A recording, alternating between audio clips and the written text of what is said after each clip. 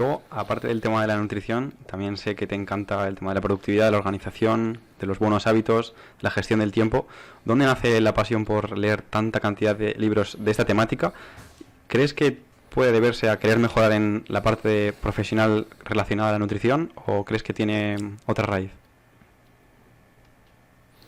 Am, no sé decirte exactamente el momento en el que me empecé a interesar más obsesivamente por este tipo de contenidos, pero sí que es cierto que coincide en tiempo cuando empiezo a pasar consulta online y veo que cuando leo los cuestionarios, la mayor parte de, vamos a poner entre comillas, problemas que tienen las personas con respecto a lo que rodea a su nutrición diaria son aspectos organizativos. Eh, Hay muchas dudas sobre la distribución de las comidas, sobre el timing. Cada persona tiene un trabajo diferente, tiene horarios diferentes, tiene familia, tiene responsabilidades. Y parece que hay gente a la que comer le cuesta mucho encajarlo dentro de su estilo de vida. Aunque esto parezca extraño decirlo así, hay muchas personas para las que comer es un acto rutinario que no es prioritario en absoluto y que es como una especie de responsabilidad extra cuando lo primero es todo lo demás. Entonces a partir de ahí, porque al final cuando empiezas a leer libros de organización, productividad, te das cuenta de que hay un montón de material que puedes extrapolarlo a la parte dietética.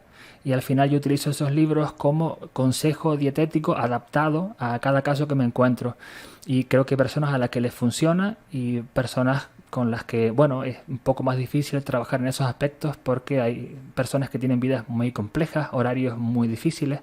Pero bueno, creo que si alguien toma el control de su tiempo y trata de organizar bien los momentos en los que debería o tendría que comer, todo es mucho más fácil, todo es mucho más sencillo, los objetivos llegan y te das cuenta de que cuando las personas logran esa armonía entre su vida laboral, su vida personal y su resto de hábitos, y entre ellos está, por ejemplo, la alimentación o el ejercicio, que eso sería otro hábito aparte, difícil de introducir, pues creo que el sumatorio de todo eso es el inicio del conseguir los objetivos, de acercarse por lo menos a los objetivos, porque lo que tengo claro es que sin organización el resto falla, el resto se cae, no sirve, es como un castillo de cartas, se va al suelo.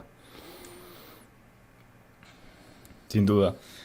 Pascu y Interesante. yo siempre tenemos discusiones sobre este tema de la organización porque yo consigo, por así decirlo, organizarme desorganizadamente y él se consigue organizar súper bien. También te queríamos preguntar a ti por algo que nos ha llamado bastante la atención, que es lo organizado que eres tú en el día a día, tus rutinas, te levantas, lees. ¿Cómo sería un día en tu rutina? Creo que tú has dicho una cosa que es súper importante. O sea, tú encuentras organización en tu desorganización y en este caso Alex encuentra su forma de organizarse dentro de un sistema quizás un poquito más cerrado o un poquito más, entre comillas, otra vez, estricto, que habría que definir qué es esto de estricto. Y al final cada quien encuentra su forma de organizar su día y cada vez que alguien me pregunta qué sistema usas para organizarte, yo siempre contesto lo mismo, da igual el sistema, a ti no te va a servir porque tu contexto es totalmente diferente. Lo que entiendo es que a la mayor parte de las personas les resulta mucho más fácil copiar sistemas o tratar de adaptar sistemas que sentarse, coger papel, lápiz, analizar cómo son tus 24 horas y a partir de ahí empezar a hacer ajustes.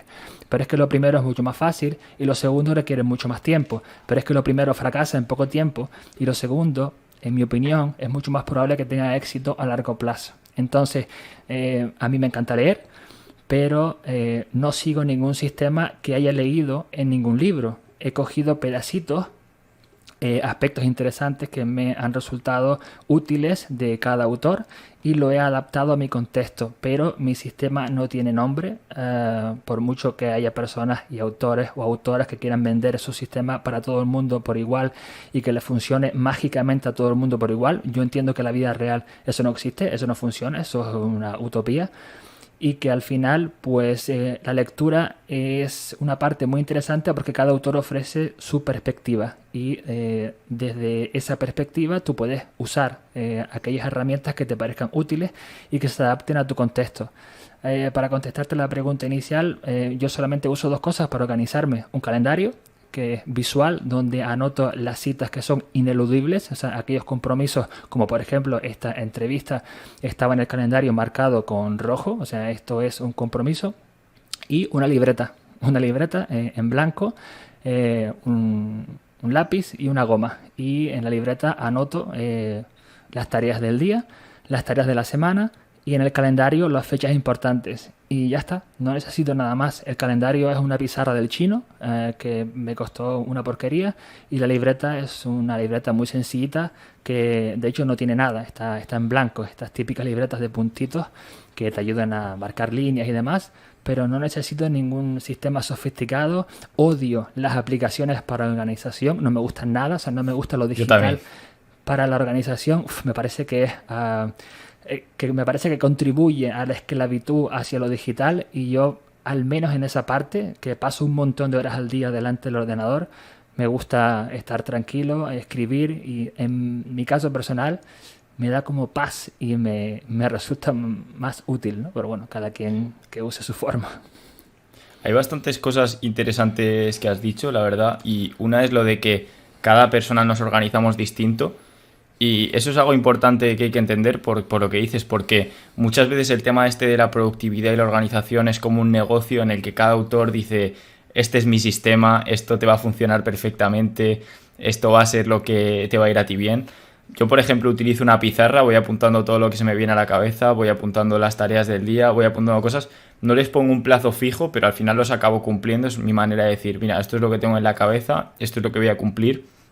Y ese sistema funciona. Entonces, también lo hablé con Pascu, algo que me parece muy interesante, que cada persona tiene, por así decirlo, unas características de personalidad que le hacen, por ejemplo, que le guste más el orden, o que le guste, o que esté más cómodo con el desorden. Y eso es una de los principales factores que hace pues que quizás una persona tenga una rutina distinta de organización, y lo que, por ejemplo, para ti te hace sentir súper cómodo, a una persona un poco más desordenada o más cómoda con el desorden le hace sentir súper cerrado y súper esclavo de eso. Entonces me parece súper interesante, y el tema de apuntar las cosas, creo que es súper interesante, tener un diario, tener las ideas que se pasan por la cabeza, y eso creo que es algo que tiene bastante valor para todo el mundo, el apuntar cosas, porque si no se olvida lo que quieres hacer, se olvida lo que se te pasa por la cabeza, y al final no se consigue lo que uno quiere. Hay un libro que leí hace no mucho que se llama La solución a la procrastinación, que está súper chulo, se lo recomiendo a todos los que les guste este tema, donde el autor, que es doctor en psicología, habla justamente de lo que acabas de comentar, de aquellas personas que entienden o ven en la organización una especie de enemigo de la espontaneidad. Es decir, hay personas que entienden que organizarse es llevar una vida rígida dentro de ciertos límites y de ciertos horarios donde no hay lugar para la improvisación. Y es todo lo contrario. Aquellas personas que se organizan mejor encuentran más tiempo para dedicarle al ocio, a las personas que quieren, a estar con los amigos, etcétera, etcétera. O sea, son aquellas personas que se organizan mal las que están continuamente quejándose de que no tienen tiempo. Es lo que me parece más curioso. Totalmente. Sí, eso es verdad, la verdad. Porque si te organizas súper bien el tiempo, luego al final te acaba quedando tiempo y... Sí, sin duda, la verdad. Interesante pensar en ello. Ese aprendizaje lo obtuve de Chus Cámara, y la verdad es que tiene toda la razón, y normalmente las personas que más organizadas son las que luego más tiempo disfrutan. Es como cuando íbamos en el colegio. Las personas que más estudiaban son las que al final más estudiaban cuando tocaba, menos estudiaban a largo plazo, porque el que suspendía tenía que estudiar para el examen, para la recuperación y para la segunda recuperación. Al final, si tú te organizas y haces lo que tienes que hacer, vas a acabar antes y vas a poder disfrutar antes también del tiempo libre, de tus actividades de ocio, de tus familiares, etcétera.